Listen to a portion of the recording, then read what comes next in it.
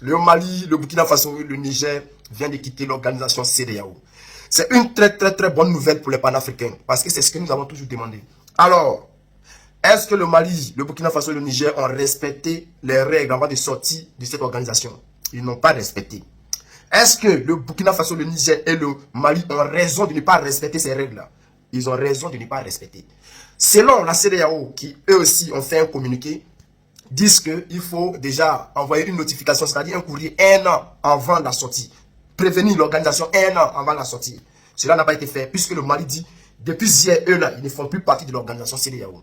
Et moi, je dis qu'ils ont raison. Pourquoi? Parce que depuis qu'il y a eu les coups d'État dans ces 3 nations-là, la CEDEAO elle-même, c'est-à-dire l'organisation elle-même, ses propres règles-là, elle a piétiné ses propres règles. Oui. Lorsqu'on bloque l'argent du Mali, lorsqu'on empêche des personnalités de sortir de leur territoire, lorsque, c'est-à-dire, toutes ces règles-là, empêcher les personnalités de sortir, bloquer les fonds du pays, empêcher des marchandises de rentrer dans le pays, tout ça, toutes ces règles ne font pas partie des règles de la CEDEAO. Mais pourquoi il y a eu tout ça? Empêcher les gens de vivre, empêcher les médicaments de rentrer dans les pays, tout ça, il y a eu tout ça. Donc, la CEDEAO, qui elle également a même formé une armée qui a voulu aller faire la guerre au Niger, ce qui ne fait pas partie de leur règlement. Donc, déjà, la CEDEAO n'a respecté aucun règlement de l'organisation. C'est-à-dire, ceux qui dirigent cette organisation-là, ils n'ont respecté aucune règle. Donc, aujourd'hui, si le Mali décide là de ne pas envoyer de notification et dire qu'ils sortent de l'organisation, ils ont raison de sortir. Mais, famille, avant que je ne rentre en profondeur, je vais vous demander de pousser les bleus. Je vais vous demander également d'écouter d'abord le communiqué, pour ceux qui n'ont pas encore écouté, pour ceux qui ont déjà écouté, écoutez très bien. Et après ça, je vais rentrer maintenant en profondeur pour vous expliquer maintenant pourquoi tout ça est arrivé. Qu'est-ce que Draman Ouattara a fait avant que cela en arrive? Hé, chef frère, cette histoire n'est pas simple, hein, c'est lourd. C'est parti, on écoute d'abord le communiqué. Au nom de nos plus autorités, j'ai l'insigne honneur de donner lecture d'un communiqué conjoint, communiqué dont la teneur suit.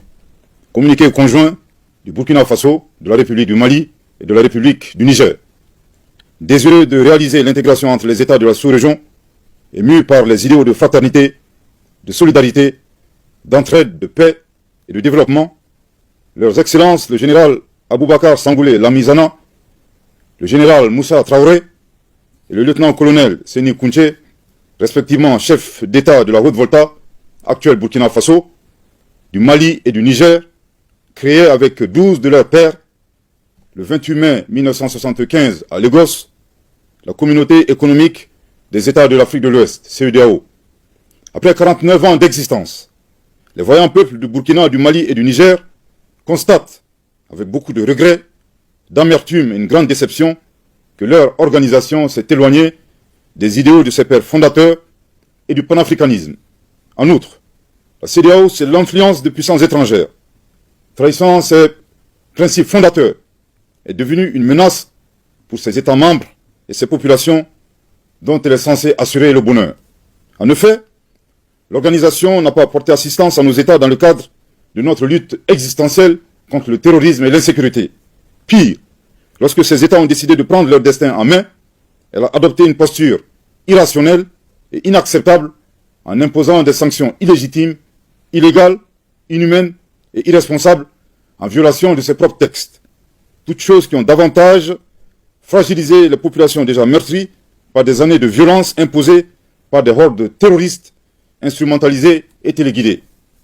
Face à cette situation qui perdure, leurs excellences le capitaine Ibrahim Traoré, le colonel Assimi Goïta et le général de brigade Abdourahmane Tchani, respectivement chef d'État du Burkina Faso, de la République du Mali et de la République du Niger, prenant toutes leurs responsabilités devant l'histoire et répondant aux attentes, préoccupations et aspirations de leur population, décident, en toute souveraineté, du retrait sans délai du Burkina Faso, du Mali et du Niger de la communauté économique des États de l'Afrique de l'Ouest, fait à Ouagadougou, à Bamako et à Niamey, le 28 janvier 2024. Comme je l'avais dit, ces personnes ne respectent rien. Alors ce n'est pas au Mali et au Burkina Faso de respecter également ces règles de la CEDEAO. Parce que, arrivé moi, quand tu te fais marcher dessus et que tu ne réagis pas, on te prend pour bête. Et le Mali, le Burkina Faso, le Niger ont décidé de réagir. Et c'est ce qui est arrivé. Mes chers frères, un pays qui appartient aux Maliens. Les Maliens eux-mêmes décident d'accepter le coup d'État qu'il y a eu dans les pays et marcher avec le président Assimi Goïta pour la souveraineté de les pays. Le Burkina Faso, pareil. Les Maliens eux-mêmes disent que Assimi Goïta, c'est leur président. Les Burkinabés disent que Assimi Goïta, c'est leur président. Les Nigériens, c'est pareil. Il y a eu des manifestations de soutien gigantesques à ce président-là. Mes chers frères, qu'est-ce qui se passe? Voici que des personnes qui sont dans les pays voisins, qui disent que ils ont besoin de démocratie dans ces pays-là pour le peuple du Burkina Faso, du Niger et du Mali. Et ils ont besoin de démocratie. C'est-à-dire, Alassane Ouattara qui est assis en Côte d'Ivoire, lui, il a besoin de démocratie pour les Nigériens. Pendant que les Nigériens eux-mêmes disent que le coup d'État les arrange, les Maliens disent que le coup d'État les arrange, les Burkinabés disent que le coup d'État est bienvenu. Voici que un Alassane Ouattara qui est assis en Côte d'Ivoire, lui, il dit que il n'est pas d'accord. Qui es-tu? C'est ça le problème. On va écouter cette vidéo-là. Lorsque Alassane Ouattara demande aux États-Unis de rétablir, de les aider à rétablir l'ordre constitutionnel. De quel ordre constitutionnel vous parlez? Aujourd'hui, le problème du Mali, du Burkina Faso et du Niger, c'est le terrorisme. Alors, il faut d'abord chasser ces personnes-là. Les terroristes, il faut les chasser. Parce que ces présidents-là, ils disent qu'ils se battent contre les terroristes. Et que tant que les terroristes sont là, eux aussi sont là. Donc, si vous voulez régler cette situation, d'abord, c'est de chercher à chasser les terroristes. Lorsque vous allez chasser les terroristes, après, vous allez parler d'autres choses. Donc, chers camarades, il y a certaines personnes qui disent que oui, c'est fini pour le Burkina Faso, le Niger et le Mali, parce qu'ils ont quitté la CEDEAO. Vous rêvez mal. L'organisation, plus il y a du monde qui quitte l'organisation, plus l'organisation s'affaiblit. Vous pensez que non, comme ils ont quitté la CEDEAO, ils doivent quitter également lui et moi. Mais ils vont quitter. Vous pensez qu'ils sont dedans là, le franc CFA là, on les donne ça gratuitement. On ne les donne pas ça gratuitement. Et lorsqu'ils vont sortir de l'organisation, lui et moi, mais le franc CFA va s'affaiblir. Parce que plus ils sont dedans, l'or du Mali, l'uranium du Niger, le Burkina Faso, le Mali, lorsqu'ils vont sortir, le Niger va sortir avec son uranium, le Burkina Faso va sortir avec son or, avec son pétrole, le Mali va sortir avec son or, avec son pétrole. Le franc CFA va s'affaiblir. Il peut y avoir une dévaluation. Vous réfléchissez comment?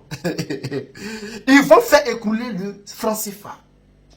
C'est-à-dire, le Mali sort, le Burkina, le Niger, ils sortent de l'organisation. Le franc CFA est en danger.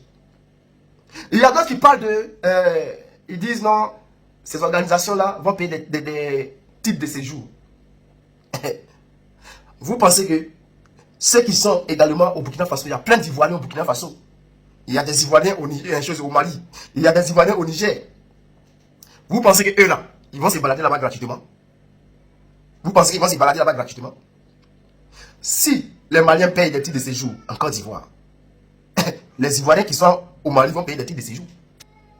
Donc, ils ne pètent pas. Ils ne pètent pas. Et ils n'empêchent pas les Maliens de rentrer dans les pays pour servir les pays, pour se chercher. C'est pareil. Pour le Burkina Faso, pour le Niger, c'est pareil. C'est vrai. Au début, ça sera difficile. Mais ils finiront par s'en sortir. Donc, chers frères, poussez les bleus. Nous allons faire un direct pour mieux expliquer.